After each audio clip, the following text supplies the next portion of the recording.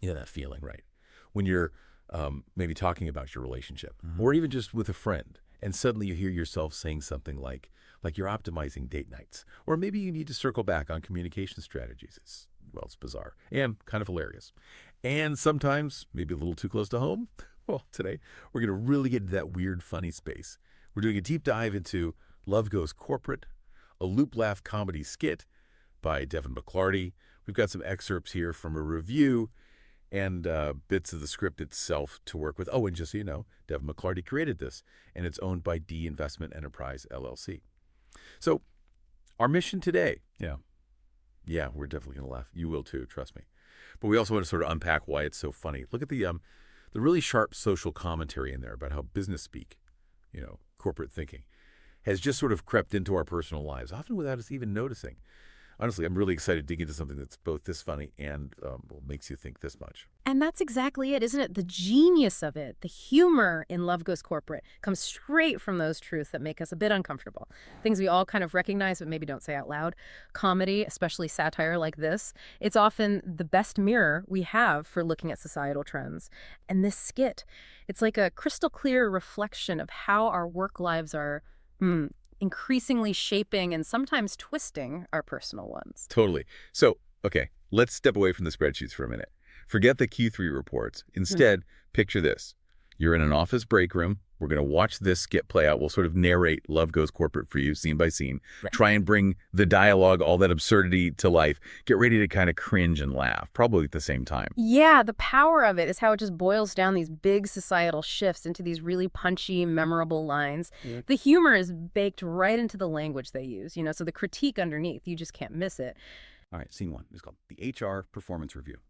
So picture it. Your standard office break room. Fluorescent lights maybe buzzing a bit, stale coffee smell, maybe a sad little plant somewhere. Two guys, shirts and ties, look totally professional. One guy, Marcus, he's got a clipboard. But wait, this isn't your average corporate form. It actually says romantic performance evaluation. And right there, you're already starting to chuckle, right? So Marcus, he adopts this perfectly deadpan HR manager voice. Seriously, spot on. And he starts the review. Let's talk performance. Your Q1 cuddles were under quota. Uh-huh. You missed the KPI for handholding, and honestly, your KISS productivity rate is slipping. Phew, KISS productivity rate. Oh, wow. Yeah. And then there's Devon. He looks totally defensive, maybe trying to, sip his coffee to hide a smirk. And he comes back with, excuse me, I logged overtime on Netflix dates. That should count as double time. Overtime on Netflix dates. Can you even... The nerve, the genius of that line. First cuddle quotas, and then trying to argue a Netflix binge counts as, what, extra credit for romantic effort? It just lands so well.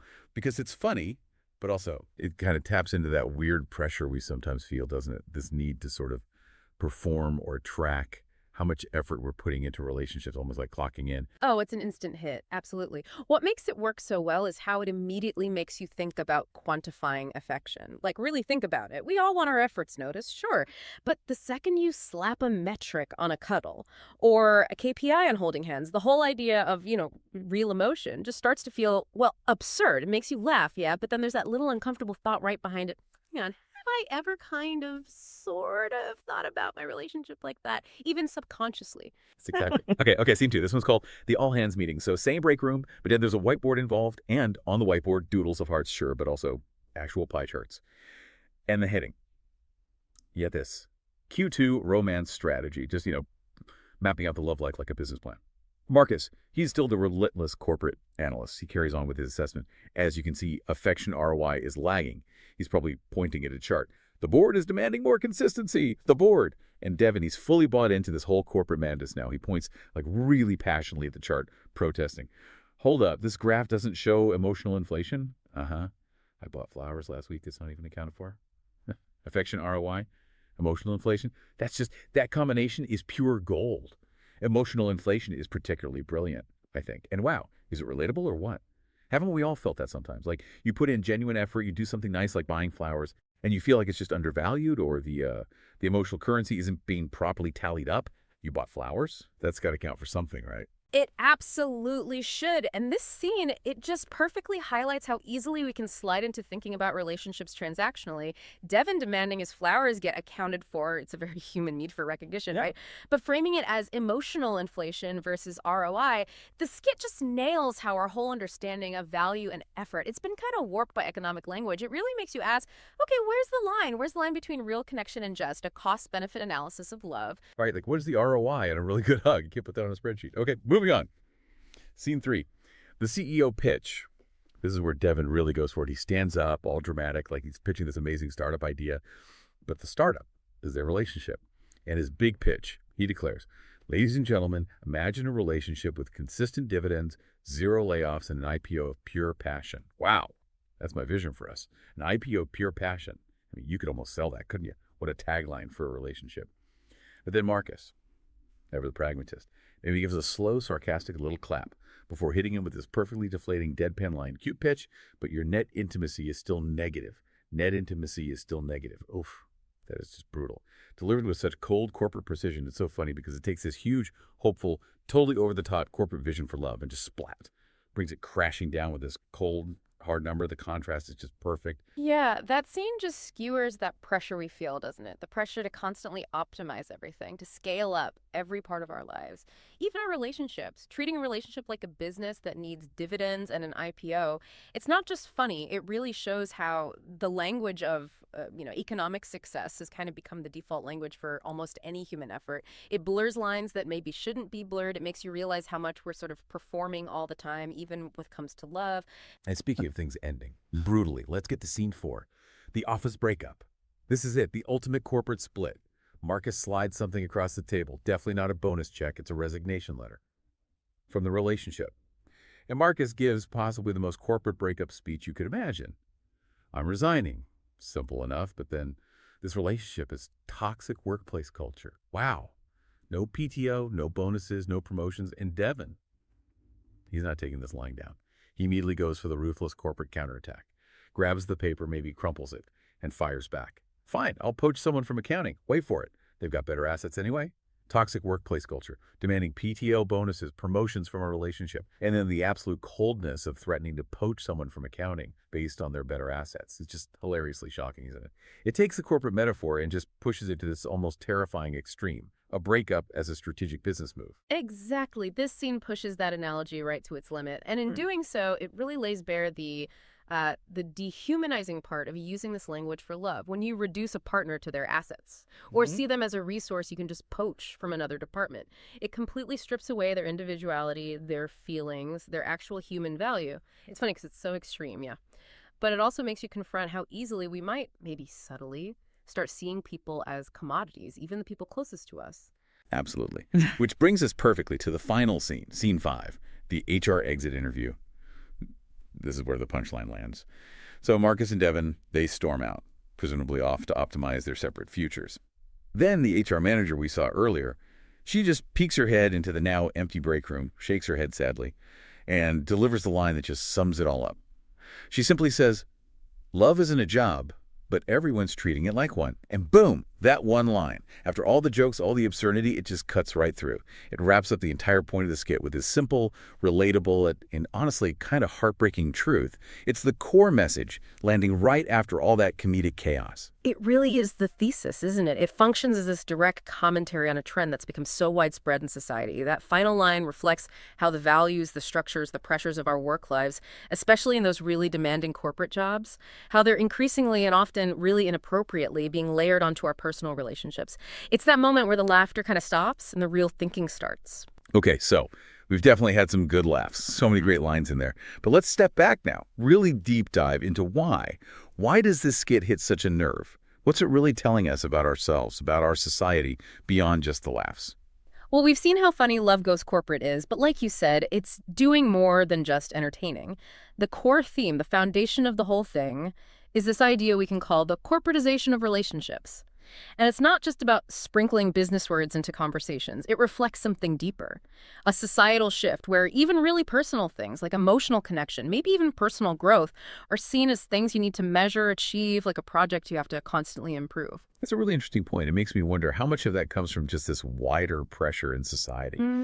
for constant productivity, constant efficiency Yeah. in everything, even our downtime. It's like we're all kind of curating our lives now, like a personal brand.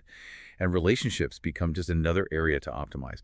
What happens, though, when we actually view love through that lens, that need for constant improvement, for measurable ROI? Exactly. And that relentless drive for optimization, it can lead straight into the second big theme here, the dehumanization of emotion.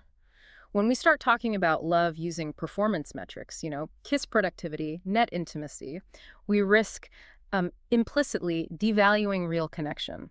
Or just overlooking the messy, unpredictable human parts of it altogether. And the psychological effect, it can be pretty significant. People might feel inadequate if they aren't hitting their own internal KPIs for romance. Or they might even find it hard to form genuine bonds because they're always sort of evaluating the return on their emotional investment. And that puts Devon's whole complaint about emotional inflation not being accounted for in a different light, doesn't it? Yep, yeah. It's funny because, we all want our efforts recognized. That's universal. But thinking about it now, it's also kind of tragic, because it shows this need for validation to come in a way that's almost economic, quantifiable. It really highlights that struggle of trying to force something that's inherently unquantifiable, like a gesture from the heart, into a rigid, measurable framework. Which leads us right into this idea about the absurdity of modern life. The humor, like we've said, comes from that clash, right? The clash between love, which is emotional, unpredictable, messy, and the corporate world, which is all about logic, structure, control.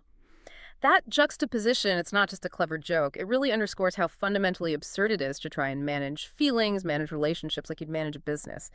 It shows this trend where we prioritize efficiency, data, metrics, even in places they just don't fit. And that creates this disconnect that's both hilarious and, frankly, deeply unsettling.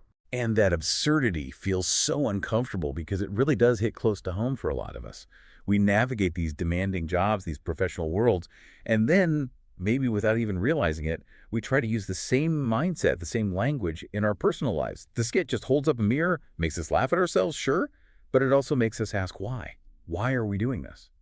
And running underneath all of that, there's a fourth theme, which is a subtle critique of workplace culture itself. The skit isn't just poking fun at people using business words for love. It's also suggesting that this intense, demanding, always-on workplace culture, it doesn't just spill over into our personal lives. It actively shapes how we expect all interactions to work.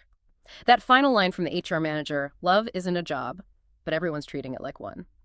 That's a direct comment on how our work environments are molding our broader values and behaviors, blurring those work-life lines maybe more than we realize. That's such a crucial point. It connects directly to that feeling of burnout so many people talk about, doesn't it? That constant pressure to be on, to be performing, optimizing, even when you're supposed to be relaxing or connecting with someone. This skit really highlights how exhausting that is and how counterproductive it can be, not just for us as individuals, but for the health of our most important relationships. It makes you wonder how much personal dissatisfaction might actually stem from trying to apply business metrics to fundamentally human experiences. So Love Goes Corporate uses this incredibly sharp wit, brilliant comedic timing to really expose how corporate language and thinking have kind of sneakily seeped into our most private spaces. It definitely makes you laugh out loud, but then it leaves you with some pretty deep thoughts about how we approach our own connections and what this trend means overall. Indeed. It serves as a pertinent reminder that, not everything should have a KPI attached. Not everything can be measured by ROI. So if love isn't a job, what should its real metrics be? Or maybe metrics is the wrong word altogether. And thinking bigger, how can we consciously work to reclaim those beautiful, messy, unquantifiable parts of our relationships, and maybe other parts in our lives too, from the tyranny of the corporate spreadsheet? It's worth asking yourself, where else might this corporate creep be showing up in your life? Beyond romance, and what could you maybe do to push back against it? That is definitely a powerful thought to leave. It's something to really mull over. Well, thank you for joining us on this deep dive into Love Goes Corporate. We really hope it gave you some good laughs and maybe some food for thought, too. We'll catch you next time.